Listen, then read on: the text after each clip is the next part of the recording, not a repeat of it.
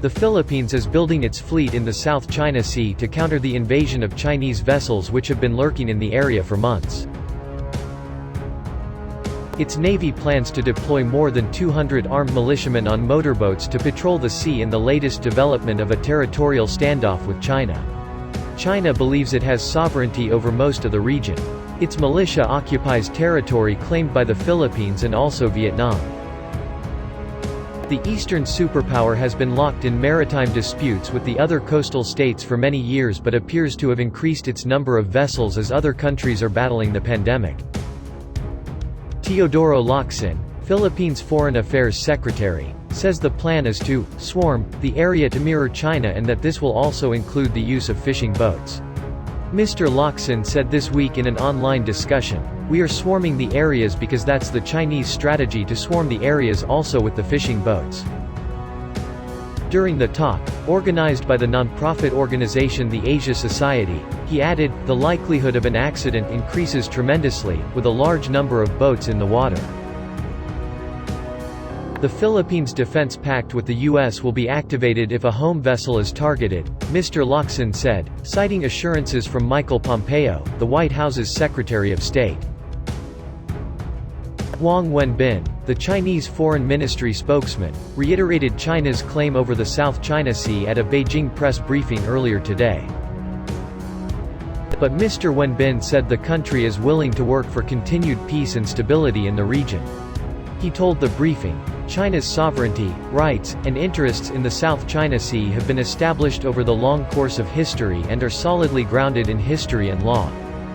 China stands ready to work together with the Association of Southeast Asian Nations (ASEAN) countries, including the Philippines, in the same direction to jointly uphold peace and stability in the South China Sea."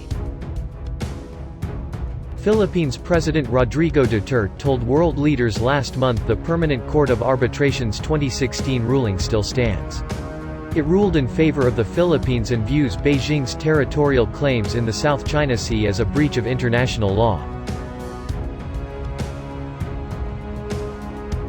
Mr. Duterte said the PCA's ruling is now part of international law, beyond compromise and beyond the reach of passing governments to dilute, diminish or abandon.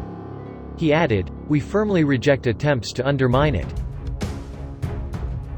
Philippines' plans follow the publication of satellite images showing Chinese vessels have been based at the Scarborough Shoal, located just off the island, for 5 months. Other images show Vanguard Bank, to the south of Vietnam, where Chinese boats have been stationed for 3 months, and at the Union Banks, where China and Vietnam have outposts, for 7 months. The Vietnamese government has not commented on the presence of Chinese ships in the disputed territory. But it has contested other elements of Beijing's involvement in the South China Sea, such as military drills at the Paracel Islands, also claimed by Vietnam.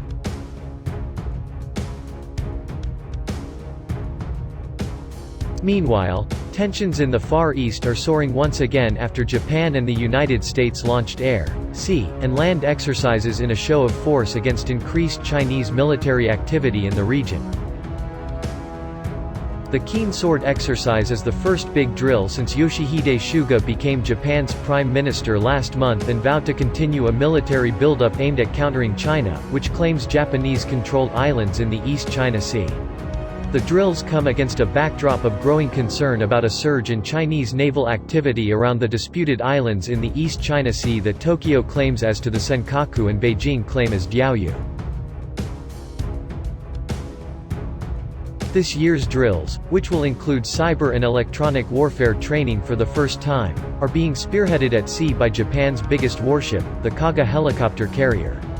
The 814-feet vessel, which was returning from patrols in the South China Sea and the Indian Ocean, will be refitted as early as next year to carry F-35 stealth fighters.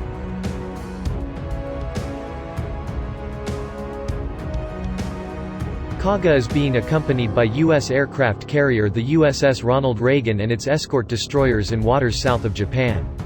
General Koji Yamazaki, Japan's top military commander, said, "The security situation around Japan has become increasingly severe. This gives us the opportunity to demonstrate the strength of the Japan-US alliance." Lieutenant General Kevin Schneider, commander of U.S. forces in Japan, said, "As we develop new and better ways to operate and integrate, exercises like this clearly demonstrate the growing strength of the U.S.-Japan alliance."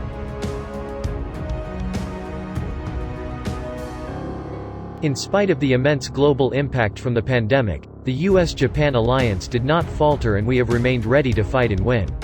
Around 9,000 personnel from the U.S. Navy, Air Force, Army, and Marine Corps are taking part in the drills. Units from the U.S. military and their Japanese counterparts will train in scenarios designed to test the critical capabilities required to support the defense of Japan and respond to a crisis or contingency in the Indo-Pacific region.